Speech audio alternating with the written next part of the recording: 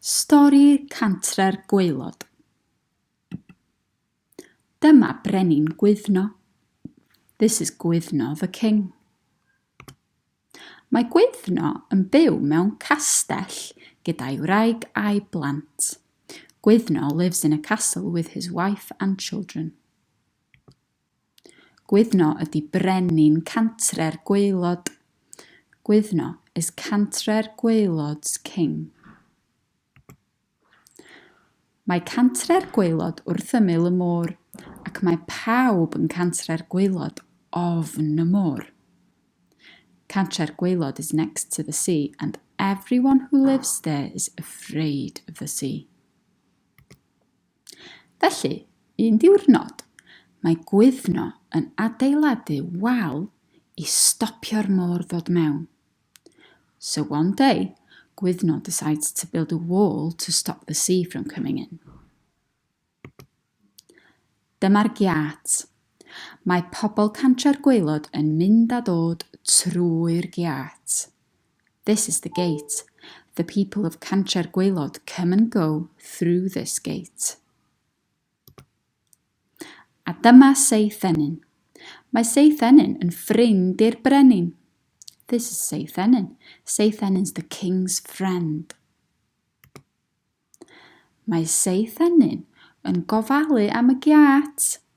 Pan mae'r môr yn dod mewn, mae Saesneg yn canu gloch fel rhybydd ac yn cau'r giat. Saesneg looks after the gate. When the sea comes in, he rings the bell as a warning and closes the gate. Un diwrnod, mae parti mawr yn y castell. Mae pawb yn mynd i'r parti. Pawb ond Saesneg. One day, there's a party in the castle. Everyone goes to the party.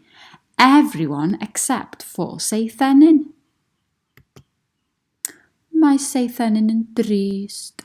Mae o eisiau mynd i'r parti. Saesneg is sad. He wants to go to the party.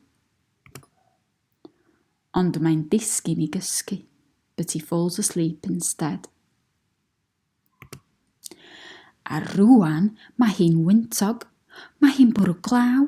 O na, mae hi'n stormus. And now it's windy. It's raining. Oh no, it's a storm.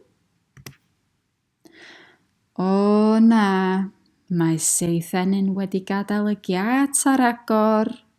Oh no, Saesneg has left the gate open. Ac mae'r môr yn codi a chodi. Ble mae Saesneg? And the sea keeps rising. Where is Saesneg? Mae Saesneg yn deffro. Beth sy'n bod? Beth ydy'r sŵn? Saesneg wakes up. Beth sy'n bod? Beth ydy'r sŵn?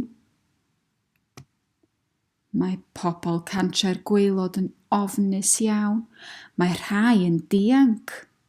Help, help! Dwi'n boddi!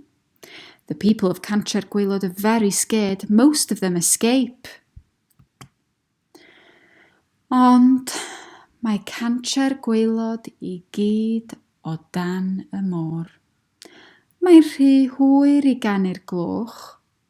But sadly, all of Cantre'r Gwaelod ends up at the bottom of the sea. It's too late to ring the bell.